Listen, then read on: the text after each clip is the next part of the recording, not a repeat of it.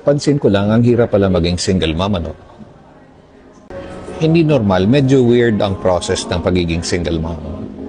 Unang-una, you start at the lowest low. You start from zero. Then, you feel guilty for your children. Lalo na pagbaguhan kang naging solo, you cry every day, all day. Nagluluksa ka sa pamilya na ginusto mo at binuo mo. And then one day, all of a sudden, ikaw na lang mag-isa na nandyan para sa kanila. Both the father and the mother.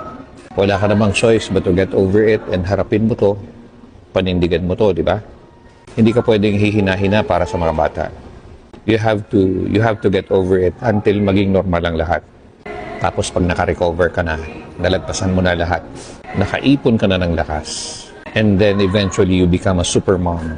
Hindi na pusong mamon at malakas na malakas na. That is the making of a single mom. A super mom. So mabuhay kayo, mga super mom, mga single mom.